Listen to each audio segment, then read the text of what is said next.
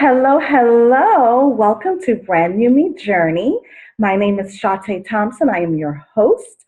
I am a licensed mental health counselor, a Florida Supreme Court certified family mediator, and your reset and transformation coach, helping you to grow past the pain into your brand new self after a breakup, being able to rediscover and redefine yourself. We are here for the Brand New Me Journey series, which focuses on all of us at our various stages of healing and growing from the beginning, middle to lifelong, becoming our best selves. What I have done for you is I bring in numerous experts that are able to come and just chat with us with the various parts to be able to help us through our journey. Today, I have Marquita Johnson, and I'm super excited to have her. Welcome, Marquita. Thank you so much, Shante, for allowing me to join you and to share today. We're just going to have a good conversation about Yes, dating and relationships. So I'm looking forward to it. definitely. Our topic for today is Dating Again 101, right? Who doesn't want to hear about that? Right. A remix. Yeah, so let me give you a little bit about Marquita, and then we'll be able to jump right in. Marquita Johnson is a graduate of Mercer University with a Master of Science in Community Counseling and Master of Divinity. Marquita received her undergraduate degree from Georgia State University in psychology and sociology. She is a licensed professional counselor, nationally certified counselor, and board certified telemental health provider. Her specialties include women issues, career, dating, divorce, step families, and grief counseling. In an effort to promote healthy relationships, Marquita started offering coaching services to help millennials who are dating. While working as a college counselor, she found that students were struggling with intrapersonal and interpersonal relationships. Hence, with hence she has embraced the call as Atlanta's millennial dating coach. Yes. Marquita enjoys working with the community while increasing awareness about the importance of caring for one's mental health. Marquita is currently pursuing her doctoral degree in counselor education and supervision with a specialization in trauma and crisis. Welcome, Marquita. I'm so Thank happy to have you today. Absolutely. So today our topic again is Dating Again 101.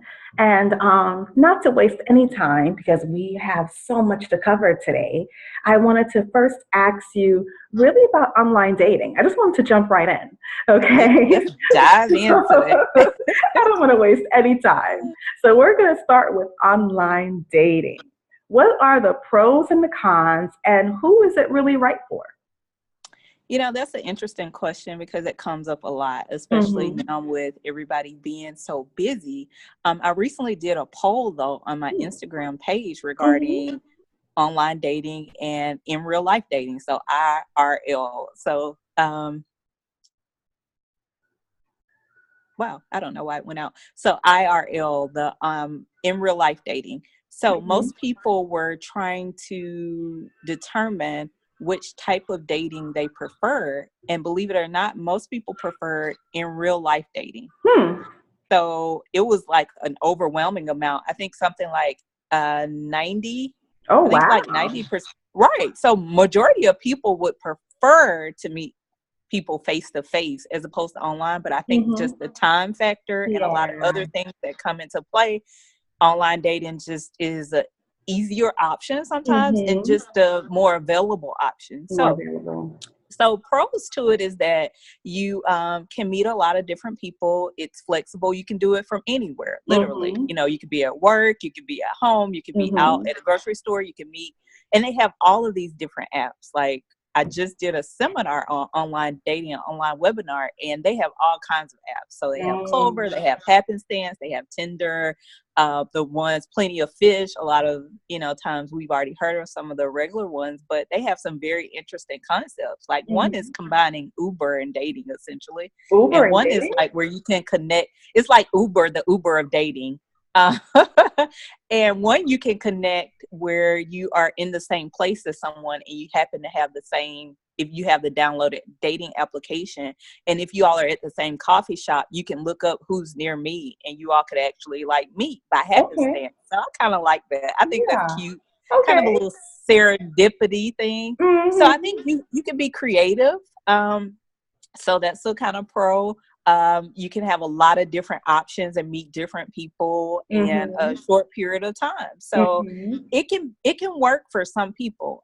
What I find is some of the cons is that it may be too overwhelming for some people. Okay. They may not know how to determine who's on there for what, because Mm. everybody's on there for a different purpose. Like I Yeah. call it buffeting. Like some people are there just buffeting. They just want a sample. They're not trying to, determine, like they're not ready for a full course meal. They're just there Right. sampling. And Okay. sometimes you have to understand like everybody's not going to be there for the same purpose. And that's okay. Mm-hmm. Just be upfront and transparent about what you're looking for. But first you need to know what you're looking for so you don't get caught up if that's not what you're looking for. Very If true. you're looking to seriously date, then that's something that you need to talk and have on your profile, like be very open about and Mm-hmm. honest about what you are looking for. So if you're Mm-hmm. only wanting to casually date, then say so. If you're wanting something serious, say so. Don't say you want to date casually, but you really know you want something serious, because Right. that's confusing. Yes. Um, so I think, those are some of the pros and cons, but it can be a great option. Now, it may not be for someone that may be out in the public eye, because Mm. it may, in your brand and things like that. And, for some professionals, it may not be the right way to go Very initially. So true. you may want to look into So you something have a to be little more careful. discreet. Yeah. Right. Because, if you're wanting to date, but then, you kind of put all this stuff out there and then you get responses from people you may or may not, be connected with and get Mm-hmm. catfish, Mm-hmm. that's always an option, that someone's pretending to be somebody else, and, Right. how to navigate that. Me, myself, like, that's my, like, fear. Like, that's why I know it's not for me, because I would be Mm-hmm. too much in my head about it the whole time. Like, I Yeah. couldn't really be comfortable with it because I would be too much in my head. So I know, Okay. like, I just got to do it the old fashioned way and hope and, cross my fingers that that's going to work out. I hear you for But sure. yeah, yeah. But Now you you have to said a really couple of be things that really made me want to go a little bit deeper with that, because you said we must know what we want, absolutely right? So before even getting on any dating scene, what's the process for someone to start to figure out what is it that they want? And I want to make that a twofold question, because when we trying to figure out what we want, we have various types of relationships, right. right? Because there's a situationship, there's the casual dating, there's the exclusive. So all of the different types of relationships. So how does one really figure out what they want? Right. One is that knowing yourself. Like I talk about this phenomenon of hiding from ourselves. Since I'm a Mm-hmm. therapist, of course, I've seen that play over and over again with clients, but also in my own personal life. Like when you hide from yourself and you're saying like, oh, that's really not a big deal, but you really know it is, like that's Mm-hmm. not doing you any good. Like, Right. so the best thing to do is be honest with yourself and be vulnerable and be very transparent, because you're Mm-hmm. not going to get what you want if you never speak on it. Like if you don't Exactly. speak up and say it, like it's not just gonna come by Right. you denying that it really exists. And I think you kind of undermine it in some way when you don't Mm-hmm. actually say it, like this is what I want and need. And most of the times it's out of that fear that you won't get what you want or Yeah. need, That fair. but honestly, right, you sabotage yourself though Mm-hmm. by downplaying it and saying if you want this particular person and they need to have these characteristics, if that's what you want, say that's what you want and go Mm-hmm. after it. Mm-hmm. Like, don't say, I want this, but I'm going to settle for that. Exactly. Like, no. Mm-hmm. So I Okay. think, right. But you have to know yourself and be very comfortable and confident with that. And so for some people, they're afraid of being alone and afraid of being single and what that means. But for myself, and I try to encourage my other singles is to not find your worth in a mate. Like your worth, you're valuable alone, because if you find that you're only seeing yourself as being valuable when you're connected to someone, when that doesn't work or when things just don't pan out the way that you want them to, you'll find yourself in a worse situation, you know, than before. So it starts at home. So loving yourself, appreciating yourself, valuing yourself. So then when you do meet the one, you're already in a good space, and it's just going to make that relationship all the better. Beautiful. So true. Thank you. You're So true. Okay. So when we are out of the dating game for so long, right. right? Many times this is what happens for millennials and individuals much older. So what do you do to get back into dating? Got to get the mind right. I think you definitely have to get your mind right. For myself and for other singles that I've helped coach, it was a mind thing. You know, you had the mindset around what didn't work, you know, in the past relationship. So you may be still stuck there. Right. You may be very well stuck there. Even though you're saying like, I'm ready to get out here. I'm ready. You're not. Right. You're really not, because a relationship requires so much of you, and you have to be real about that. Like a relationship requires work. It requires, I was doing C's earlier with someone, so I think I'll stick with that. I said communication. It requires commitment. What did I say? I usually try to write it down, but I was like, I was on a roll. I was like, I'm just naming these C's. And I said, I think I'm going to stick with that. But it was a lot. It's a communication. Consistency was one of them. And so I was like, yeah, that's true. Because without those ingredients, you'll be settling. So in order to get back in the dating game, it's something that you have to want to work for. Like anything that you're wanting to grow, you have to nurture it. So relationships don't come easy. There's not one that I know that's easy. So you have to be really willing to put in the work.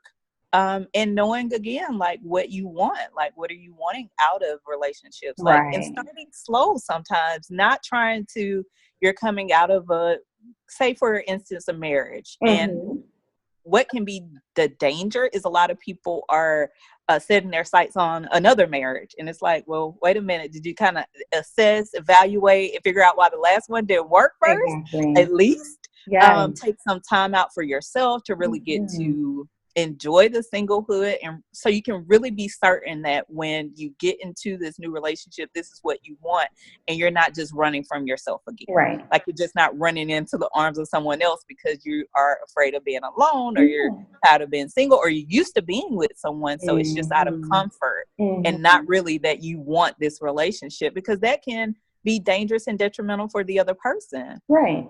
So really, you know, if you want to get back in the game, you got to get your head back in the game first, and then realize it's a process. So enjoy dating, like have fun with it. And I think that's what I'm trying to bring back, because so many people are like, oh, dating, you know, it's so miserable.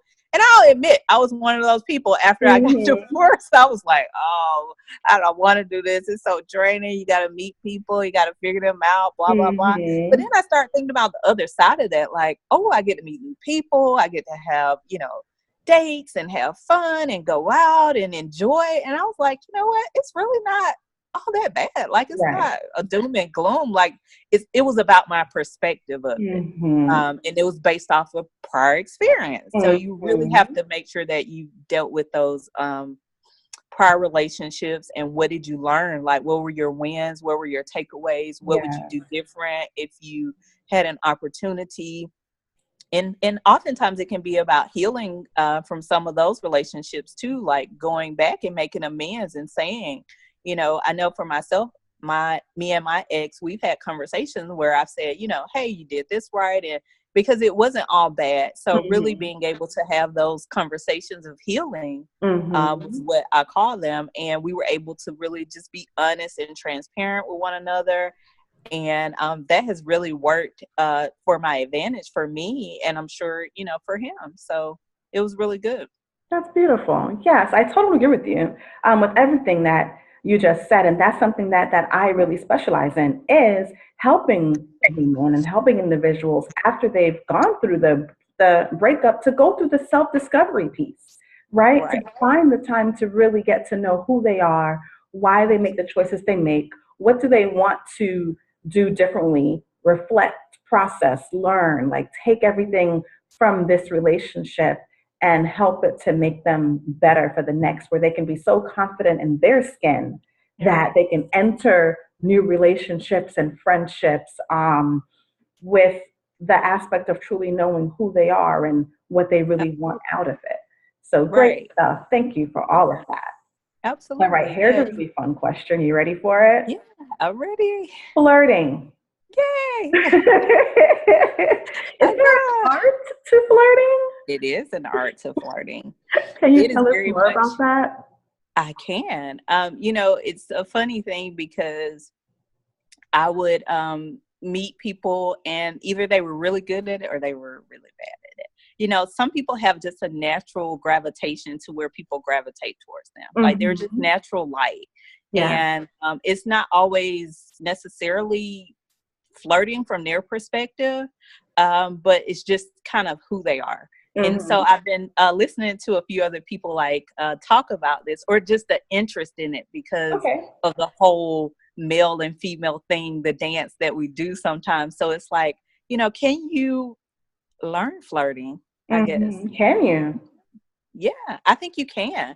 And Huh. you can enhance it through your communication. So those nonverbals, those Oh, verbal, yeah. all of that goes into play with flirting. But it's also Mm-hmm. that person's own personality, their own flair, their own style. Like I'm really silly and I'm Mm-hmm. a very serious person at work, and like that's just a part of who I am. When I'm in work mode, I am. But even in work, I can laugh. Like I love joking, I love having Mm-hmm. fun. But when you are in an intimate kind of situation, looking at how your voice changes and do you touch, like taking in those five senses, like that is something that's so key. I talk about that Mm-hmm. in mindfulness of Mm-hmm. helping individuals that have anxiety, depression, really struggle with being in the moment. And so flirting is all about being in the moment, all Mm. about taking in those five senses. So I would encourage anyone that's trying to improve their flirting game is Mm-hmm. to take in your five senses. Like, what do you hear? What do you taste? What do you touch? What do you smell? What What was do you that last one? What do you see? see? Of course, Mm-hmm. what do you see? So being very mindful of that and just being yourself with it, like Okay. not trying to be someone else, because I think we've seen flirting as something very sensual, but Mm-hmm. it's really being you and bringing your character and your flair and all of you, to that moment. And sometimes it's a silly moment and sometimes it's a Mm-hmm. serious moment. But even eye contact can be flirting. Like Yes. a smile could be flirting, a touch Mm-hmm. on the shoulder, like not anything, inappropriate, but being able to be very present in the moment Yes. and So I pick love up. that you said that because then it brings me right back to Brene Brown. I just went to her Yeah, you did. training. Yes, Yeah. for One of my certification. favorites. It was awesome. Yeah. And there we spoke a lot about vulnerability, Mm-hmm. right? So Yeah. that really reminds me of to be able to flirt and to be present and Mm-hmm. to really be in the moment, you do have to allow yourself to be a bit vulnerable, right? To allow yourself to do some things that really might come natural, but because of the fear of how the other person might respond, we kind of Right. stop ourselves and then Right. allow ourselves to flirt, right? Right. But when we think about like being that teenage girl and, seeing someone that you're like, oh, they just gave you that butterfly feeling in your stomach, Hmm. we were sure to like go on that. Like we were Yeah. open to that. And a part of knowing when you're ready is vulnerability. Am I Hmm. ready to really be vulnerable with someone and Right. really open up myself to this opportunity? Very true. That's definitely a good way to determine, a good litmus test to determine if you're ready or not. Hmm. So yes, there's an art to flirting. I think we just lost that art in a lot of the texting and social media and blah blah blah. Hmm. Like we've lost that art of communication, that art Yeah. of what it is to be in a room with someone and connect with them and never even say a word yet. Hmm. How can you do that? Like how can you connect with someone without words? Like how can Hmm. you flirt? Because that's a whole art Yeah. of connection. And if you can do that, I think it makes the relationship interesting, and it keeps it going. You know, it keeps Keeps it you learning spicy. something. Yeah, it keeps you learning something new too, because again, Mhm. relationships should be fun. Like, I got yesterday to spend time with my grandparents, and they have been married for over 20 years, but they've been Mm. together like a long time. I would say Right. like before I was born. So like maybe 40 years plus. Mm. They still flirt. They still go out on dates. It's kind of Yes. cute and Yes. cheesy, and sometimes I don't want to engage in it. But I want that. Like, I want Yes. somebody that I can laugh with, I can joke with, I can be upset with, but it doesn't, it's still, I'm very present there. It's Mhm. very connected. And so Mhm. I think we have more to learn about flirting. Very true. Very true. Thank you. You're welcome. Okay, so now that we know, okay, flirting, we got to put ourselves back out there. And I think we kind of touched on some of what's needed to be able to put ourselves back out there. But what do we need to consider before we say, okay, I'm going to place myself on the dating scene again? Mhm. Considering a lot of where you are in your life, what are your wants and your needs now, and knowing really again who you are. Like, it all starts with you. That's my whole Mm-hmm. premise to like dating and coaching, is it starts with Mm-hmm. you, it ends with you. So you can't ask somebody to know you or invite them to get to know you when you don't know yourself. Like, Okay. if you're unclear about who you are, it's going to be really hard to attract somebody to you that is going to be clear about it, because you're Mm-hmm. confused. So really getting down to that. And if you have other things going on in your life, like say you're an entrepreneur or you're a single parent, like Mm-hmm. knowing what that requires if you Exactly. are going to engage in a relationship, because that's another, like, that could be another Layer two. job, another yeah. Mm-hmm. And how to balance that, and what does that look like for you, and harmonize, like, all of those things are important questions to ask yourself. Like, Mm-hmm.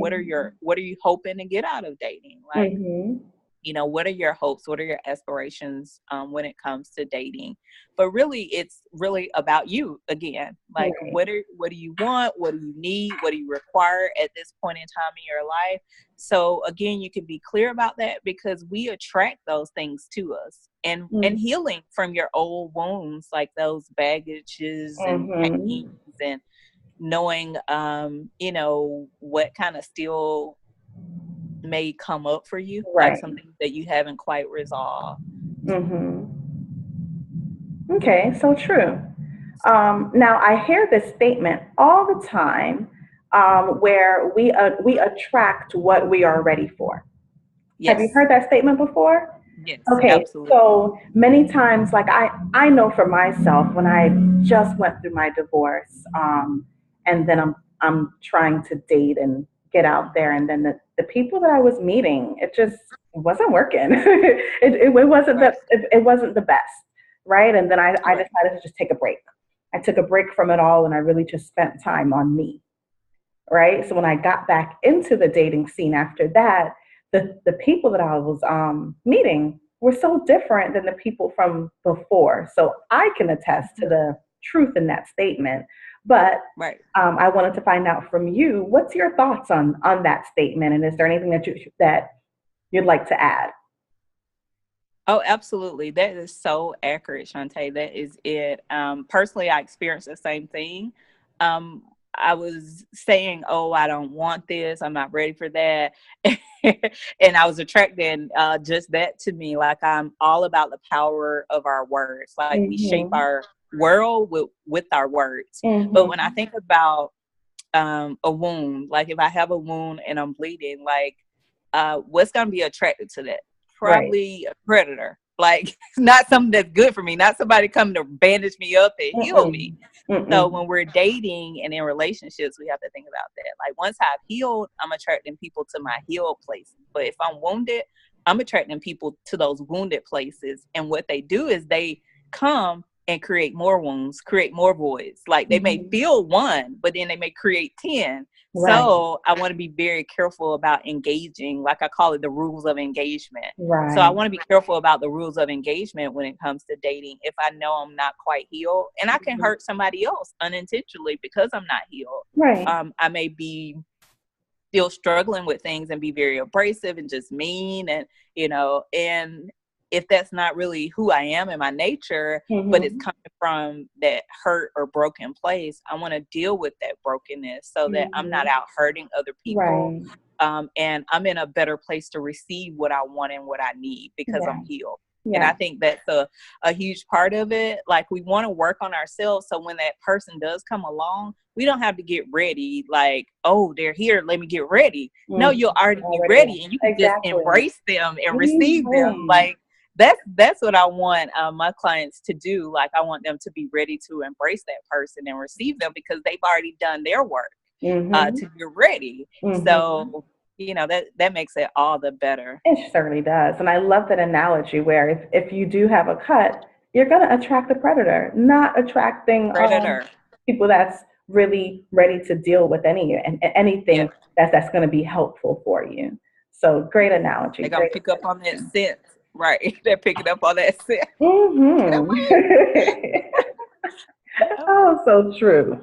All righty. So now that we know, okay, we want to get out there, we want to date, where are some good places to go to get back into dating? Potentially everywhere, Hmm. anywhere, but going where the single people are, where they hang out. I talk a lot about doing things alone, being comfortable, like you said, in your own skin. Hmm. You can meet somebody out at the restaurant or at the movies, or Hmm. while you're out and about at the gym, Hmm. church, school. I wouldn't say work. Some people would say work. Me personally, I wouldn't, just because it can create a lot of boundary issues and Right. just kind of other things. So, at all possible, if you can avoid work. Sometimes I know it just happens and it works Hmm. out, but do what you feel is best for you.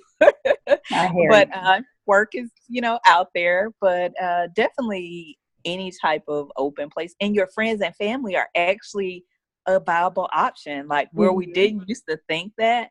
Who knows you best in your friends and family, and of Hmm. course they want to see you with someone that they want to be around too. So Right. oftentimes that could work out, for you. They know what you like. They know what you don't like. They spend enough time for you. I mean, sometimes it cannot work out because they may just want to hook you up with someone, or Right. put you together with someone that they like that they know you don't like. But for the most part, your family, they know they're going to be dating this person too. So want them to be Hmm. they want them to be like of good quality for you. Yes. So that could also be another thing that I think we don't explore enough, because we don't want to feel vulnerable, like telling your family members, oh yeah, I'm single, I'm out here looking, Hmm. can you help a sister out? Yeah, we don't want to be that vulnerable, but you never know, like Right. coworkers, friends, and usually when you're single, people are always, trying to say, it's funny every time I go somewhere and somebody says, "Oh, there's a single guy," like somebody's nudging me, like, "There you go," and I'm like, "Oh, okay, just because you're single, I mean, like that's the person for me. I appreciate it." Right. But I think that's so funny now. Hmm. But yeah, all of those places, and then of course online, because you Hmm. have a wide variety of individuals. It's very convenient, very flexible, and it can be inexpensive, and a good Right. way to kind of determine if you want to take it further, to actually meeting face to face. So Hmm. all of those are great options. You just have to determine which one really speaks to you, and be true to yourself. Like Hmm. Thoreau, one of my poets, with "To thine own self be true." So be true to Mm. you. Hmm. Like I said, for me, online dating is a no go, but I'm Hmm. open to other things. So knowing what you want and need and kind of sticking with that, because it, Right. it will pay off. It will. Sometimes it takes a little long, but you're in it to win it. So Exactly. But what stuck out for me with everything that you just said is you can't stay home. You got to do something. You can't got to stay go home. somewhere, right? Right. So outside of work and your responsibilities, get out the house. Yeah. Go Take yourself out to eat. Take yourself out on Mhm. dates. Go to the movies. Get Right. out there, and then you'll be able to meet individuals while you're doing you. Doing that. Yeah, Right? while you're doing things, you don't know who you'll bump into. But I call it Mm-hmm. awareness and action 18. Mm-hmm. So having awareness, like, okay, this is where singles hang out, but then taking up the action on that. Yes. You got to do something. You got to be vulnerable. You have to put yourself out there. You Right. cannot expect that it's just going to happen. You got to put in the Mhm. work. Like, Very definitely. true. Very true. Okay, so how can someone heal from past relationships and past hurts to be able to win in dating and relationships? I'm a therapist, so Mhm. I really have to go back to understanding you and understanding why it didn't work out in the other relationships, like doing a real inventory of that and being Okay. honest about what worked, what didn't work. Going to therapy, of course, Mhm. will help. Even Mhm. talking to your exes, if they're in a good place, like to talk Right. to, because you will get other perspectives. And I think if you are at a point in your life where you're really open to having healthier relationships, Mhm. you will appreciate that. Yeah. And hopefully it's coming from a good place from your ex where you have that understanding and you could really get some knowledgeable information about what you're Mhm. doing, or what you did rather in that relationship that may have worked or not worked. But really going to therapy, having some accountability people around you that Mhm. can keep you being honest and truthful with yourself, I love it. about what's going on, because we like to downplay our stuff, like, I Mhm. wasn't that bad, I was okay. I know when I went through a divorce, I was like, I was so good to him. Like, I was just good. I don't know what was his problem. And Mhm. if I was really honest with myself, yeah, I was good. But there were things I could definitely work on. Mhm. It wasn't all him. It could Right. be because I was in the relationship too. Exactly. It takes So, two. absolutely. And so Mhm. really owning your responsibility and saying, yeah, I kind of dropped the ball, or I could have done Mhm. that differently. I could have, been more attentive. I could have communicated more. I could have, did X, Y, and Z. You kind of really begin to see that relationships take work, and there's no easy, fix just Mhm. because you move on to another relationship. Be careful about patterns because they will repeat Right. themselves, So true. and if you are not aware of your patterns, you'll be repeating patterns all over, and you will end up like alone or in very unhealthy relationships. And you'll Mhm. always be scratching your head like, what? How did I get here? And it's like you Mhm. took the same route. That's how you Right. got there. Like, Right. you put in the GPS and you went right there again. Why is it surprising? You Right. have to really change, and work on yourself and be open to changing and just be open to working on you. Like, I get a Mhm. sense that if I know everything that I need to know about myself, then what else is there? I should always be growing and learning, and Always. Mhm. sometimes it takes mistakes. Oftentimes it takes mistakes It to does. really learn and grow and take ownership of your part in it. But the other part of that is I teach my clients to not take ownership of what you didn't, like what's not yours. Right. Don't be picking up stuff that don't belong to you now. Mhm. Make sure you pick up your stuff, but don't add weight onto you by Right. saying, oh, da da da da da, if only I would have lost weight, or da da da, have my hair Mhm. do, all of that kind of stuff is like, yeah, no, No. no. Um, yeah, you can't make somebody love you, and you'll never be the right person for the wrong one. Right. But something that you said is important for us to do is make sure that we take ownership of our stuff, and Right, then when we take ownership of our stuff, we take the lessons from it. So it's not right, only about picking up our own stuff, but okay, what did I learn from this to be able mhm, to be better in the future? right. Absolutely. Very good. Yeah. All righty, down to our last two questions. One of my favorites I'd love to ask is, what is the most important thing you have learned on your journey? Yeah, the most important thing that I've learned on my journey, um, I think, is forgiveness. Hmm. You know, and funny that I say that, because I think it's something I struggle with, because I'm a person that I give a lot. Like I give and I give. I'm very understanding. And I think that, but once I've done that, it can be difficult for me to like forgive. If somebody would have told me and my ex would be at the place we are now, you know, able to co-parent, able to talk, able to, you know, laugh and, you know, go out to eat, like we'll do things together still, I would have been like, no way, Jose, like just not happening. Right. But I realized like I've grown a whole lot and I've been able to forgive a whole lot, so much so that I don't even like bring it up. I don't be like, oh yeah, remember when, and da, da, da. You know, it's just not, you know, it never was me on the outside. I think on the inside, because I'm so giving and so loving, it just, you know, I want everybody to get along and, you know, so peaceful, that a part of me kind of would, you know, stick it in the back and like just take a mental note of it and just kind of be like, I'll interact with you, but now it's just more so where I can say, oh, I forgive you for that, because I know really people hurt people out of their own hurt places. Like I was internalizing a lot of it and saying, oh, they're so mean to me. Well, how could they treat me like this? I've been so nice and so giving, but it wasn't really about me. It was about them. And for me, it made it a lot easier for me to forgive, because I was like, oh, I did everything that I could in this situation. And I always want to know that I did that in whatever I do. Like I've given all that I could give. And once I've done that, like I know now how to walk away from something that's unhealthy.